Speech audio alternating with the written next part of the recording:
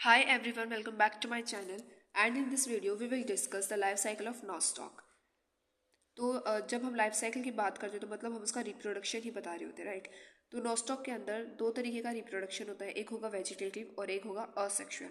जो sexual reproduction होता है वो नॉस्टॉक के अंदर एब्सेंट होगा। सबसे पहले हम देखेंगे वेजिटेटिव रिप्रोडक्शन। इसमें फर्स्ट है फ्रेगमेंटेशन। इसके अंदर जो नॉस्टॉक की कॉलोनी होती है वो छोटी छोटी फ्रेगमेंट्स में टूट जाएगी किसी भी मैकेनिकल, फिजियोलॉजिकल या फिर अदर फैक्टर्स के थ्रू, ठीक है। और ये जो टूटी हुई फ्रेगमेंट होगी इसके अंदर एक कैपेबिलिटी होगी कि डेवलप होकर एक नई कॉलोनी की फॉर्मेशन करे, तो ये होगा हमारा फ्रेगमेंटेशन। फिर हम बात करेंगे हॉर्मोगोनिया की। तो इसके अंदर जो हमारा ट्राइकॉम होता है वो छोटी छोटी सेगमेंट्स में टूट जाएगा, ठीक है।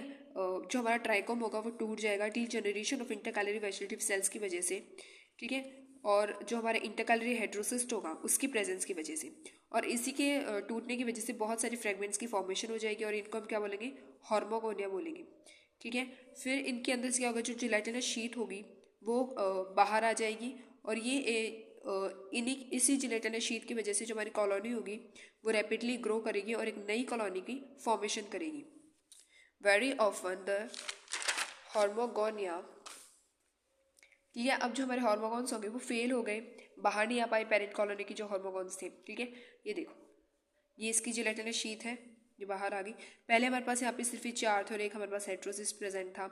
फिर जब आगे रिप्रोडक्शन हुआ इनसे जिलेटिनस शीट बाहर आई, तो ये देखिए यहाँ से हमें जिलेटिनस शीट बाहर दिख रही है, इसमें भी ये बाहर से जिलेटिनस शीट है, राइट। तो देखो चार से कितने सारे बन गए और ये हेट्रोसिस्ट अपनी पोजीशन पे रहेगा, राइट। तो ये जो हॉर्मोन्स होंगे ये पेरेंट कॉलोनी से बाहर आने में फेल हो जाएंगे और ये अंदर ही जिलेटिनस शीट के अंदर ही क्या हो जाएंगे, डिवाइड होकर पेरेंट कॉलोनी की फॉर्मेशन करेंगे। देखो बाहर नहीं आ पाए और अंदर ही डिवाइड होकर पेरेंट कॉलोनी की इन्होंने फॉर्मेशन की। इसके रिजल्ट में हमें लार्ज नंबर ऑफ ट्राइकॉम्स देखने को मिलेंगे पेरेंट कॉलोनी के अंदर। ये देखो न्यू कॉलोनी की फॉर्मेशन होगी, राइट। तो ये क्या हॉर्मोगोनिया। तो वेजिटेटिव में दो थी, अब आता है असेक्सुअल रिप्रोडक्शन। इसके अंदर आएगा अकाइनेट्स। अकाइनेट्स में अनफेवरेबल पीरियड के टाइम पे, राइट। तो अनफेवरेबल कंडीशन पे कुछ जो सेल्स होते हैं ट्राइकॉम के, ये ट्रांसफर हो जाएंगे रेस्टिंग स्पोर्स पे या फिर अकाइनेट्स पे, ठीक है। तो हमें यहाँ पे अकाइनेट्स की डेफिनेशन मिल गई। During unfavourable period some cells of the trichome are transform into resting spores और अकाइनेट्स। तो ये लार्ज साइज के होंगे, यूनिसेलुलर थिक वॉल होंगे, रेस्टिंग स्पोर्स की तरह बिहेव कर रहे हैं और जो रिजर्व फूड होगा वो साइटोप्लाज्म के अंदर प्रेजेंट होगा। अब ये क्या होंगे, हाईली रेजिस्टेंट होंगे हाई टेम्परेचर पे और एक्सट्रीम एनवायरनमेंट के ऊपर। तो ये अनफेवरेबल कंडीशन पे टाइड ऑफ होकर क्या करेंगे, जैसे अनफेवरेबल कंडीशन आएगी जो प्रोटोप्लाज्म होगा वो एक्टिव हो जाएगा और ये इसकी जो बाहर वाली वॉल होगी इसको ब्रेक डाउन कर देंगे। तो ये हो गया अकाइनेट्स का। फिर आता है हेट्रोसिस्ट। कुछ जो स्पीसीज होती है नॉस्टॉक की, जैसे कि नॉस्टॉक कम्यून, ठीक है। ये जो स्पीसीज होती है नॉस्टॉक कम्यून, इसके अंदर जो हेट्रोसिस्ट होता है वो रेस्टिंग स्पोर की तरह बिहेव करता है और जो प्रोटोप्लास्ट होता है हेट्रोसिस्ट का,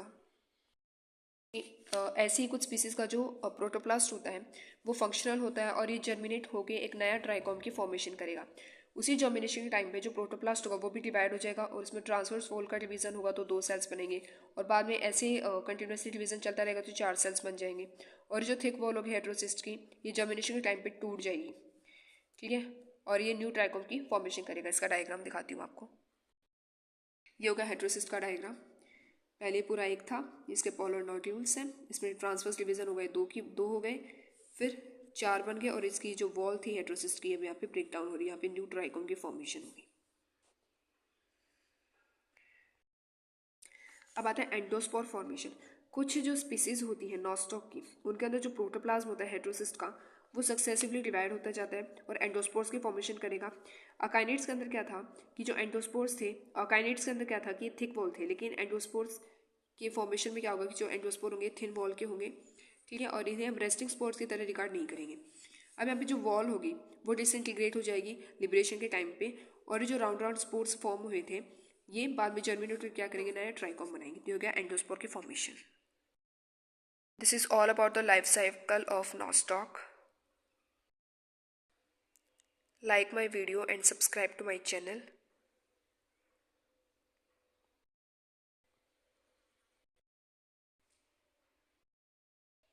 Thank you for watching.